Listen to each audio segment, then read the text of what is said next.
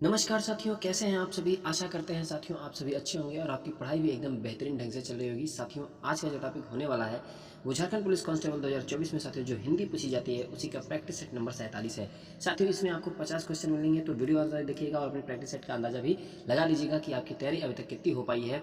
तो चलिए स्टार्ट करते हैं साथियों इस वीडियो को। वीडियो में साथियों आप सभी को कृतिका भाग 2, क्षितिज भाग 2 के प्रश्न भी सम्मिलित हैं और हिंदी व्याकरण के भी प्रश्न हैं, इसलिए हिंदी प्रैक्टिस सेट के नाम से यह वीडियो होने वाली है। ठीक है, तो आइए स्टार्ट करते हैं वीडियो को बिना देरी किए साथियों। कौन स्वर नहीं है? अ, उ, ए, ब। तो कौन स्वर नहीं है साथियों? ब जो है वो आपका वो स्वर नहीं है, बाकी अ, उ, ए स्वर है। उपयुक्त विकल्पों में ब स्वर नहीं है, यह एक अस्पर्श व्यंजन है साथियों। यह प वर्ग का तृतीय वर्ण है जिसका उच्चारण स्थान ओष्ठ है। निम्नलिखित में से कौन सा संयुक्त स्वर नहीं है? ए उ ओ। तो संयुक्त स्वर नहीं है साथियों, वह है बड़ा ऊ। ठीक है, यह जो है संयुक्त स्वर नहीं है। बड़ा ऊ संयुक्त स्वर नहीं है बल्कि यह दीर्घ स्वर है साथियों। हिंदी वर्णमाला में कुल 11 स्वर हैं जो इस प्रकार हैं। हर्ष स्वर छोटा आ, छोटी ई, छोटा ऊ, छोटा री। दीर्घ स्वर में आ ई उ, संयुक्त स्वर में ए ओ औ आते हैं। ठीक है, नौबत खाने में इबादत पाठ किसके बारे में लिखा गया है साथियों? उस्ताद बिस्मिल्लाह खां के, अमजद अली के, कैफी आजमी के, सालिम अली के। तो नौबत खाने में इबादत पाठ साथियों किसके बारे में लिखा गया है? आप लोग कृतिका भाग 2 या क्षितिज भाग 2 आशा करते हैं पढ़े होंगे, और अगर नहीं पढ़े हैं तो साथियों आप लोग जाके देख सकते हैं वीडियो हमने बहुत लगभग कुछ ही चैप्टर छूटे हुए हैं, नहीं लगभग सारे चैप्टर को हमने कंप्लीट करवा दिया है, तो आप लोग देख सकते हैं वीडियो। तो उस्ताद बिस्मिल्लाह खां, ठीक है, नौबत खाने में इबादत पाठ उस्ताद बिस्मिल्लाह खां के बारे में लिखा गया है। जिह्वा के आधार पर स्वर कितने प्रकार के होते हैं साथियों? 2, 3, 4 या फिर 6। तो जिह्वा के आधार पर जो स्वर होते हैं साथियों वो 3 प्रकार के होते हैं। जीवा के उत्थापित होने या उसकी क्रियाशीलता के आधार पर स्वर 3 प्रकार के होते हैं। पहले की बात करें तो अग्रस्वर होता है। जिन स्वरों के उच्चारण में जीवा का अग्रभाग सक्रिय रहता है उन्हें हम अग्रस्वर कहते हैं, जैसे छोटी ई, बड़ी ई, ए। ठीक है, मध्य स्वर की बात करें तो जिन स्वर के उच्चारण में जीवा का मध्य भाग क्रियाशील रहता है उन्हें मध्य स्वर कहते हैं, जैसे अ। ठीक है, और तीसरा जो है वो पश्च स्वर है। जिन स्वरों के उच्चारण में जीवा का पिछला भाग उत्थापित होता है उसे हम पश्च स्वर कहते हैं, जैसे बड़ा आ, छोटा ऊ, छोटा बड़ा ऊ, ओ, औ। ठीक है, किसी के दुख में फादर का व्यवहार कैसा होता था साथियों? उपेक्षित होता था, आनंदपूर्ण, कटु या फिर सांत्वनापूर्ण। तो किसी के दुख में फादर का जो व्यवहार होता था साथियों वो सांत्वनापूर्ण रहता था। संज्ञा के कुल कितने भेद हैं साथियों? 3, 2, 5 या फिर 4। तो संज्ञा के 5 भेद होते हैं। कौन कौन से होते हैं वो भी जान लीजिए, लेकिन उसके पहले जानिए कि संज्ञा के कुल 5 भेद हैं। संज्ञा उस विकारी शब्द को कहते हैं जिससे किसी विशेष वस्तु, भाव और जीव के नाम का बोध हो, उसे हम संज्ञा कहते हैं। संज्ञा के भेद जो होते हैं वो 5 होते हैं। कौन कौन से होते हैं? व्यक्तिवाचक, जातिवाचक, भाववाचक, द्रव्यवाचक और एक लास्ट है समूहवाचक। ठीक है, अगला प्रश्न है, निम्नलिखित में से क्या व्यक्तिवाचक संज्ञा नहीं है? कौवा, होली, हिमालय, पूर्व। तो इनमें से कौन व्यक्तिवाचक संज्ञा नहीं है साथियों? तो कौन नहीं है व्यक्तिवाचक संज्ञा? तो साथियों जो है कौवा जो है वो आपका व्यक्तिवाचक संज्ञा नहीं है। ठीक है, कौवा व्यक्तिवाचक संज्ञा नहीं बल्कि जातिवाचक संज्ञा है, क्योंकि साथियों कौवा व्यक्तिवाचक संज्ञा नहीं बल्कि जातिवाचक संज्ञा है। जातिवाचक संज्ञा से किसी जाति का बोध होता है, जैसे गाय, नदी, पेड़ आदि। व्यक्तिवाचक संज्ञा से किसी व्यक्ति विशेष का बोध होता है, जैसे गंगा, राम, प्रयागराज आदि। साथियों कौवा की अगर बात कर रहे हैं तो कौवा कहते हैं तो बहुत सारे, दुनिया के सारे कौवे की बात हो रही है, तो यहाँ पे व्यक्तिवाचक न होकर जातिवाचक संज्ञा होगा। ठीक है, जब समस्त जाति का ही बोध हो तो वहाँ पे जातिवाचक संज्ञा हो जाएगा। किसकी शादी की चिंता फादर ने व्यक्त की थी? पुत्री की, भाई की, भतीजी की या फिर बहन की। तो किसकी शादी की चिंता फादर ने व्यक्त की थी साथियों? बहन की। जब आप लोग पाठ को पूरा पढ़े होंगे तो क्वेश्चन आप लोग आसानी से कर पाएंगे साथियों। आशा करते हैं आप लोग, हमने जो पिछली वीडियो बनाई है माने पेपर भाग 1 की, आप लोग देखते होंगे, और जो हमारे साथी अगर वीडियो नहीं देखे हैं वो जाके देख सकते हैं, क्योंकि जो वीडियो देखेंगे तो उसमें हम चुने गए क्वेश्चन भी डाले हैं। पहले चैप्टर के बारे में हमने बताया है, कहानी जो भाई जो भी कहानी थी उस कहानी के बारे में बताया है। उसके बाद जो भी क्वेश्चन बन सकते थे इम्पोर्टेंट वो क्वेश्चन बनाए उसमें, तो आप लोग जाके देख सकते हैं साथियों। तो बताइए किसकी शादी की चिंता पर फादर ने व्यक्त की थी? बहन की। निम्नलिखित में से कौन सा शब्द अन्य पुरुष का उदाहरण है? उसने, तुमने, हम, मैंने। तो कौन सा शब्द अन्य पुरुष का उदाहरण है साथियों? उसने जो है वो अन्य पुरुष का उदाहरण है। प्रश्नगत विकल्पों में उसने अन्य पुरुष वाचक सर्वनाम का उदाहरण है साथियों। उत्तम पुरुष बात को कहने वाला वक्ता या लेखक जो होता है उसे ही उत्तम पुरुष कहते हैं, जैसे मैं, हम, मैंने आदि। मध्यम पुरुष जिससे बात कही जाती है वो मध्यम पुरुष होता है, श्रोता या पाठक जो सुनता है, जैसे तुमने, आप, तुम आदि। अन्य पुरुष जिसके संबंध में बात कही जाए वही होता है अन्य पुरुष, जैसे वह, उसने, यह, ये आदि। अगला प्रश्न है, वह दूसरों को नहीं बल्कि अपने आप को, वह दूसरों को नहीं बल्कि अपने आप को सुधार रहा प्रकार लिखिए। इस वाक्य में अधोरेखित शब्दों का सर्वनाम। तो साथियों आपको बताना है अपने आप, अपने आप जो है वो कैसा सर्वनाम है? तो साथियों कैसा है? निजवाचक सर्वनाम है, ठीक है, क्योंकि अपने आप, स्वयं, खुद ये शब्द आएंगे तो निजवाचक सर्वनाम हो जाएगा साथियों। वह दूसरों को नहीं बल्कि अपने आप को सुधार रहा है, इस वाक्य में अधोरेखित शब्द में निजवाचक सर्वनाम का प्रयोग हुआ है। निजवाचक सर्वनाम का प्रसर्ग आप, स्वयं और खुद है साथियों, ठीक है। निम्नलिखित में सकर्मक क्रिया छाटिए। चलना, सोना, मुस्कुराना, लिखना।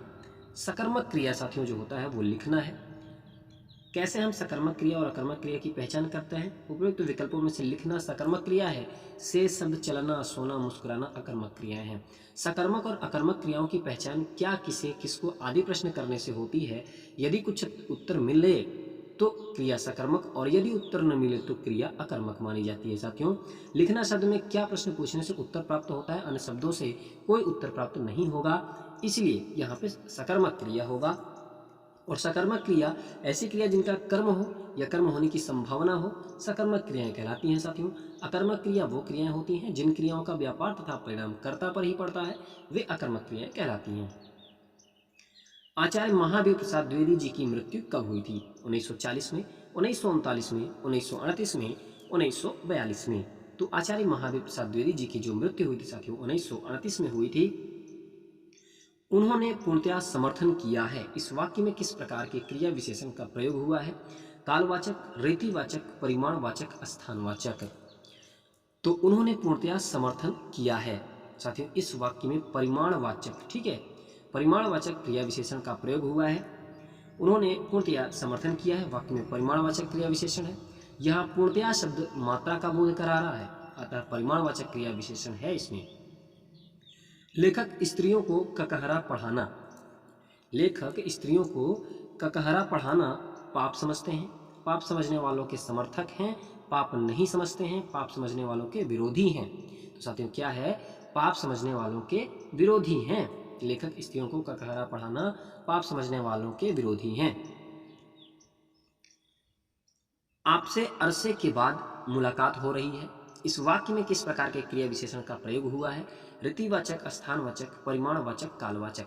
साथियों अगर आप सभी को हिंदी पेपर 1 का प्रैक्टिस सेट चाहिए तो आप लोग उसके लिए भी कमेंट करिएगा। हम हिंदी प्रैक्टिस सेट पेपर 1 का भी लाना शुरू कर देंगे, जिससे आपकी तैयारी और भी मजबूत हो पाएगी। आप हिंदी पेपर 1 क्रॉस कर पाएंगे आसानी से। उसके बाद हिंदी पेपर 2 तो लगभग सबके लिए आसान है, कोई दिक्कत नहीं है। दिक्कत हिंदी पेपर 1 में ही होने वाली है। तो अगर साथियों आप सभी को हिंदी पेपर 1 की प्रैक्टिस सेट चाहिए तो उसके लिए आप लोग कमेंट करिएगा, हम वो भी प्रैक्टिस सेट स्टार्ट कर देंगे।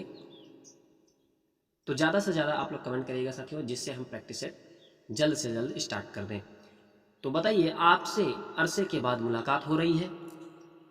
इस वाक्य में किस प्रकार के क्रिया विशेषण का प्रयोग हुआ है साथियों? तो इसमें कालवाचक, ठीक है, कालवाचक क्रिया विशेषण का प्रयोग हुआ है। आपसे अरसे के बाद मुलाकात हो रही, वाक्य में कालवाचक क्रिया विशेषण है। जो विकारी शब्द किसी क्रिया के होने का समय बताते हैं उन्हें हम कालवाचक क्रिया विशेषण कहते हैं, ठीक है। अरसे के बाद मुलाकात तो समय बता रहा है। निम्नलिखित प्रश्न में 4 विकल्पों में से उस विकल्प का चयन करना है जो कोष्टक में दिए गए शब्द के अनुसार अव्यय के भेद का सही विकल्प हो। धन के बिना व्यवसाय चलाना कठिन है। संबंध बोधक अव्यय है, क्रिया विशेषण अव्यय है, या फिर विस्मयादि बोधक अव्यय है, या फिर समुच्चय बोधक अव्यय है साथियों। धन के बिना व्यवसाय चलाना कठिन है, इसमें साथियों संबंध बोधक अव्यय है, ठीक है। दिया गया वाक्य धन के बिना व्यवसाय चलाना कठिन है, कोष्टक में दिए गए शब्द के अनुसार संबंध बोधक अव्यय होगा। मेरे दोस्त के लिए चाय लाइए, इस वाक्य में कौन सा कारक है साथियों? अधिकरण कारक है, अपादान कारक है, संबंध कारक है, संप्रदान कारक है। साथियों कारक की जो संख्या होती है वो 8 होती है और इसमें इस वाक्य में जो कारक है वो है संप्रदान कारक। ठीक है, वाक्य मेरे दोस्त के लिए चाय लाइए में संप्रदान कारक है, जिसके लिए कोई कार्य किया जाए उसे संप्रदान कारक कहते हैं। जैसे गुरु जी को फल दो, ठीक है,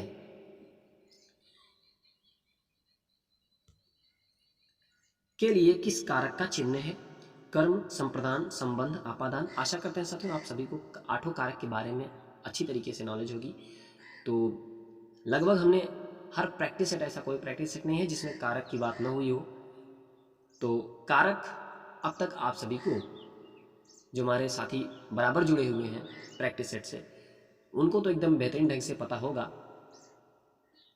और जो हमारे साथी नए हैं उनको अगर एक दो प्रैक्टिस सेट भी देख लिए होंगे तब भी उनको कारक के बारे में अच्छे ढंग से पता हो गया होगा, क्या है उनका प्रसर्ग, कौन सी विभक्ति। ठीक है, तो इस तरीके से कारक का जो चिन्ह है के लिए, इसमें क्या है साथियों? तो कारक की जो संख्या होती है वाट होती है, तो के लिए जो है ये संप्रदान कारक का चिन्ह है। को के लिए हेतु नियमित वास्ते जो है ये संप्रदान कारक का प्रसर्ग है। जब वाक्य में किसी के लिए कुछ किया जाए या किसी को कुछ दिया जाए वहां पर संप्रदान कारक होता है। ट्रेन चल पड़ने की उतावली में पुकार रही थी में लेखक ट्रेन की किस स्थिति की ओर संकेत कर रहे हैं? ट्रेन सीटी दे रही है थी, ट्रेन बिजली से चलने वाली थी, ट्रेन में भाप का इंजन था, ट्रेन नए ज़माने की थी। तो साथियों ट्रेन बिजली से चलने वाली थी। अब आपको पता होना चाहिए साथियों, ऐसा क्वेश्चन जब आए तो आपके मन में छप जाना चाहिए, आपके दिमाग में छप जाना चाहिए कि ये किस चैप्टर का प्रश्न है, कृतिका भाग 2 का है या क्षितिज भाग 2 का है। अमावस्या का विलोम शब्द है पूर्णिमा, प्रतिपदा, कृष्ण पक्ष, प्रज्ञा। अमावस्या का विलोम शब्द है साथियों, क्या है?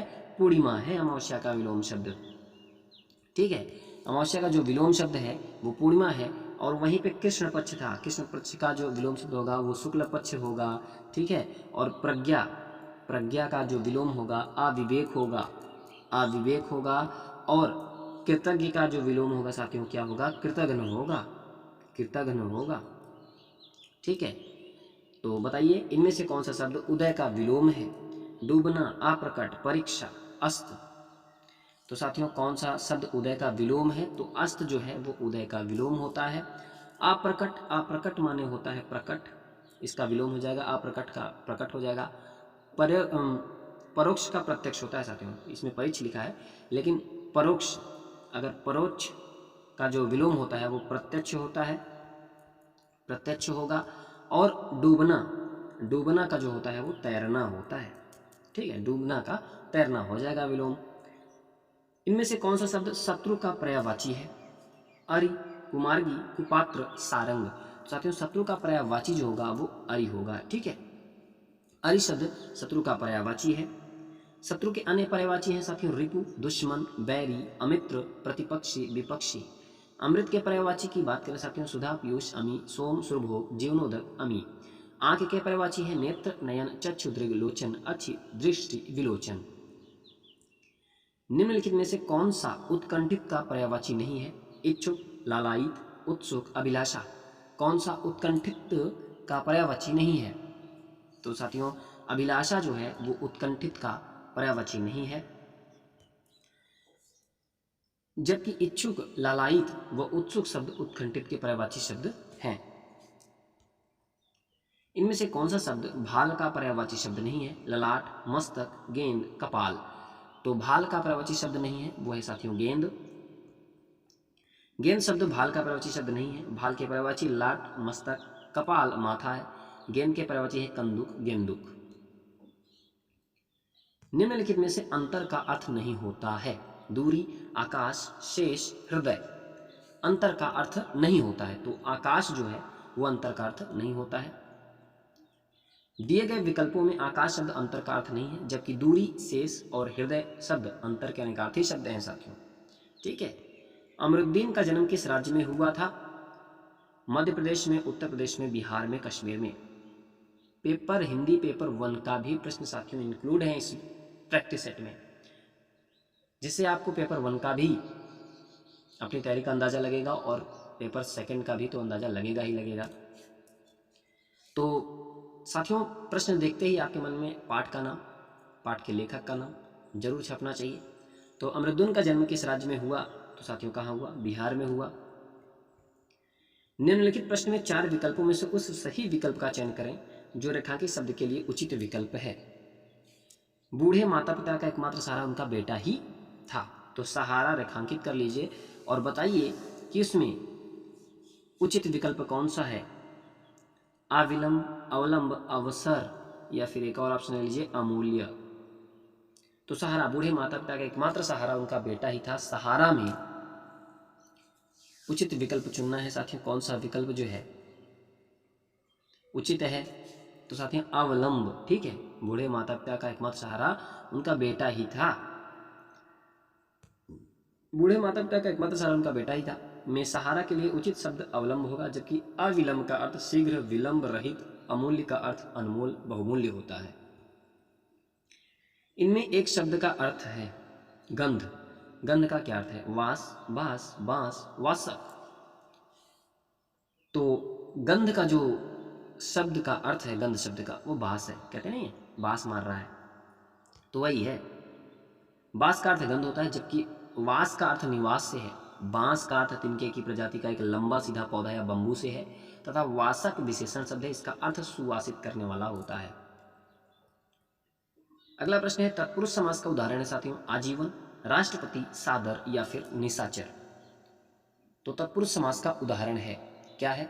राष्ट्रपति जो है वो तत्पुरुष समास का उदाहरण है। राष्ट्रपति, राष्ट्रपति की बात करें साथियों, राष्ट्र का पिता। ठीक है, तो इसमें कौन सा समास हो जाएगा? तत्पुरुष समास हो जाएगा। अगर हम समास विग्रह करेंगे राष्ट्रपति का तो राष्ट्र का पति हो जाएगा।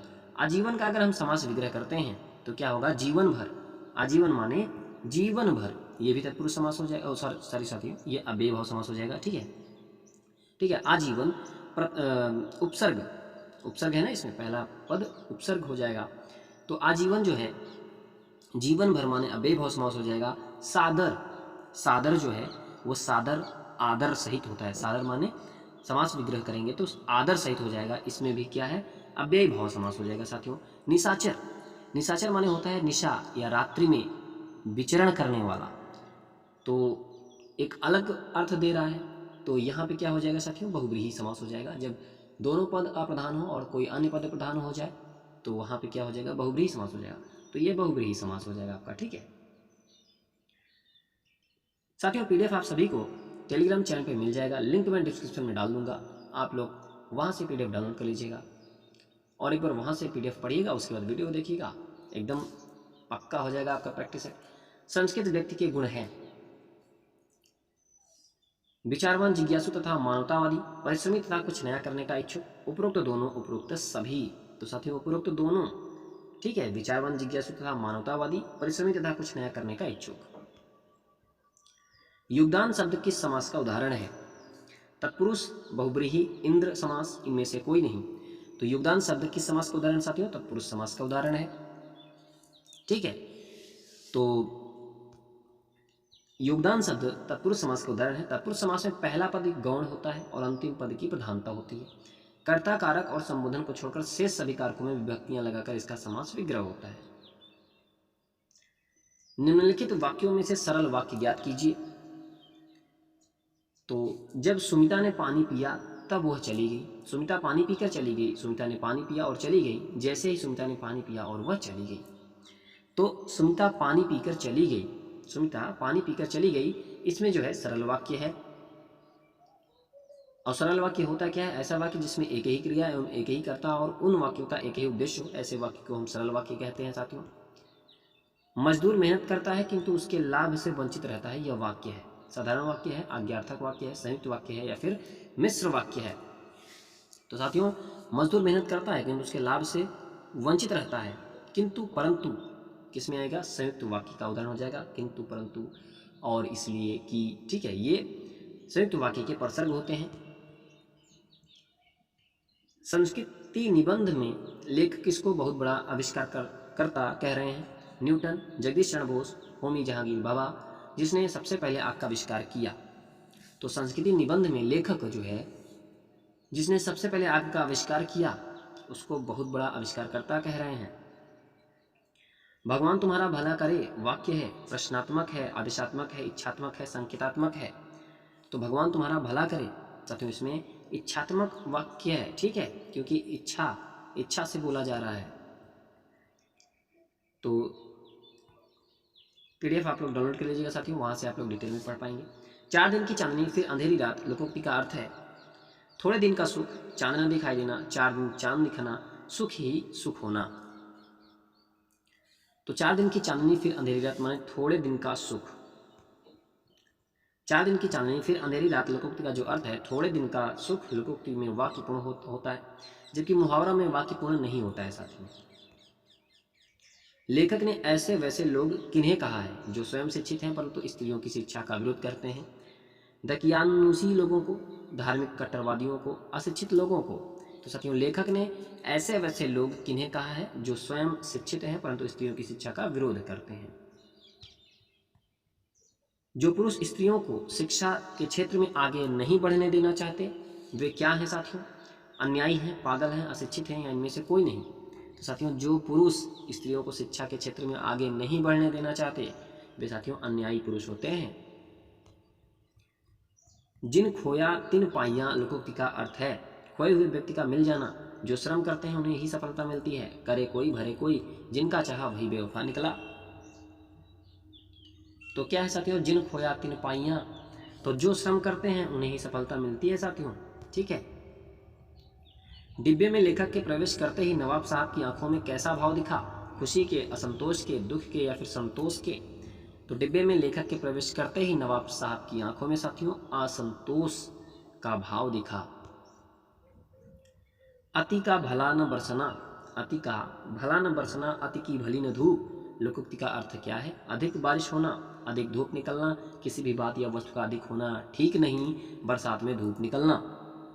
तो अति का भला न बरसना, अति की भली न धूप। साथियों किसी भी बात या वस्तु का अधिक होना ठीक नहीं है, ठीक है। निम्नलिखित में से किसके अंतर्गत नियुक्ति, छुट्टियों की स्वीकृति तथा पद वृद्धि आदि की सूचनाएं दी जाती हैं? पत्र के माध्यम से, परिपत्र, प्रेस विज्ञप्ति, कार्यालय आदेश। तो किसके द्वारा सूचनाएं दी जाती हैं साथियों? तो कार्यालय आदेश के द्वारा नियुक्ति, छुट्टियों की स्वीकृति तथा पद वृद्धि आदि की सूचनाएं दी जाती हैं। मनीषियों का क्या पर्यायवाची है? विद्वानों, विचारशील, दोनों ए और बी, इनमें से कोई नहीं। तो मनीषियों का क्या पर्यायवाची है साथियों? दोनों ए और बी होता है, विद्वानों और विचारशील। बस स्टैंड के पास आवारा लड़कों के व्यवहार को बताते हुए तथा उनके खिलाफ छेड़खानी के विरुद्ध FIR दर्ज करवाने के लिए किसे आवेदन पत्र लिखेंगे? थाना अध्यक्ष महोदय को, संस्थापक महोदय को, बस स्टैंड अधिकारी महोदय को। तो साथियों थाना अध्यक्ष महोदय को लिखेंगे अगर बस स्टैंड के पास आवारा लड़कों के व्यवहार को बताते हुए कोई आवारापन दिखा रहा है कहीं सामाजिक स्थल पे, तो उनके खिलाफ छेड़खानी के विरुद्ध FIR दर्ज करवाने के लिए आप थानाध्यक्ष महोदय को पत्र लिख देंगे। तो वहाँ पे वो अपना जो भी होगा निरीक्षण करेंगे। किन से बात करना लेखक के लिए कर्म के संकल्प से भरना था? माँ से, बच्चों से, लोगों से, फादर से। तो साथियों किससे? फादर से। अनुच्छेद पढ़ना है साथियों और दिए गए सवालों का सही जवाब चुनना है। तो चलिए अनुच्छेद को पढ़ने का पूरा प्रयत्न करते हैं। ध्वनि प्रभाव संकेत रेडियो नाटक के लिए अत्यंत महत्वपूर्ण है। ध्वनि प्रभाव संवादों के लिए आधार स्तंभ की भांति है। संवादों की भावनाओं की रसात्मकता ध्वनि संकेतों से बढ़ सकती है। संवादों में उत्साह, आनंद, दुख, व्यंग, ललायत्मकता, उतार चढ़ाव आदि के लिए संकेत होते हैं। संवाद संकेतों की जीवंतता, सार्थकता और संदर्भ युक्तता के लिए अपेक्षित होते हैं। संवाद के अंतर्गत पात्र का हंसना, दुख प्रकट करना, रोना, दीर्घ सांस लेना जैसे संदर्भों का संकेत देने के लिए संवाद संकेतों की जरूरत पड़ती है। वास्तव में रेडियो केवल श्रव्य माध्यम होने के कारण इन ध्वनि प्रभाव संकेतों के बिना दृश्यावली स्थापित करने में कठिनाई होती है। उदाहरण के लिए नाटक की घटना में पात्रों को किसी रेलवे स्टेशन में संवाद करते हुए पाया जाता है, तो इसके लिए रेल के आने जाने, उद्घोषणा, यात्रियों और चाय नाश्ता बेचने वालों को शोरगुल आदि दृश्य का सृजन ध्वनि प्रभाव संकेतों से ही संभव है। और इसी प्रकार के दृश्यों के लिए कई प्रकार की आवाज़ें, यथा दरवाज़ा खुलने, बंद होने, गाड़ियों के आने जाने, किसी के जाने आने की आहटें, बच्चों के खेलने की आवाज़ें आदि का सृजन इससे संभव है। आमतौर पर नाटक के दौरान उत्पादित ध्वनियाँ कुछ पूर्व रिकॉर्डेड ध्वनियाँ होती हैं। सामान्यतः रेडियो नाटक का रिकॉर्डिंग स्टूडियो पर होता है, अतः सभी प्रकार की ध्वनियाँ ध्वनि प्रभाव प्रत्यक्षतः नाटक के रिकॉर्डिंग के दौरान ही उत्पन्न करने में कठिनाई होती है, अतः पूर्व में रिकॉर्ड की गई ध्वनियों का इस्तेमाल किया जाता है। आशा करते हैं साथियों आप सभी अनुच्छेद को अच्छे ढंग से पढ़े होंगे, और अगर एक बार में पढ़ने से समझ में नहीं आया साथियों तो आप दोबारा वीडियो पीछे कर लीजिए और देखिए और गद्यांश को पढ़िए, तब आप प्रश्न का उत्तर देने का पूरा कोशिश करिएगा। लेकिन पहले आप गद्यांश को पूरा ध्यानपूर्वक पढ़िएगा ताकि आप पूछे गए प्रश्नों का सटीक उत्तर दे पाएँ साथियों। और अगर आप ऐसे ही देख के नहीं समझ में आया गद्यांश, उसके बाद आप देखते चले गए, जो हमने बता दिया वो आप देख गए, हो गया ठीक है, तो साथियों प्रैक्टिस सेट फिर देखने का मतलब क्या, आप गद्यांश को अच्छे ढंग से देखिए, उसके बाद फिर आगे बढ़िए, वीडियो को आगे मत बढ़ने दीजिए, आप पीछे कर करके देखिए, गद्यांश जब समझ में आ जाए तो उसके बाद आप पूछे गए प्रश्नों का उत्तर देने का प्रयत्न करिए। यह अनुच्छेद किस विषय पर केंद्रित है साथियों? रेडियो संवादों में उत्साह, रेडियो संवादों में लयात्मकता, रेडियो नाटक लेखन में ध्वनि प्रभाव संकेत, रेडियो नाटकों की संदर्भयुक्तता। तो साथियों रेडियो नाटक लेखन में ध्वनि प्रभाव संकेत, यह अनुच्छेद इसी विषय पर केंद्रित है। ठीक है, इस अनुच्छेद के लिए उपयुक्त शीर्षक क्या हो सकता है साथियों? रेडियो नाटक की रिकॉर्डिंग, रेडियो नाटक लेखन के तकनीकी पहलू, संगीत संकेत, रेडियो नाटक। तो साथियों रेडियो नाटक लेखन के तकनीकी पहलू इसका शीर्षक हो सकता है। रेडियो नाटक लेखन में ध्वनि प्रभाव संकेतों का उद्देश्य क्या है? संवादों की रसात्मकता, दृश्यावली स्थापित करना, नाटक की प्रभावशाली बनाना, उपरोक्त सभी।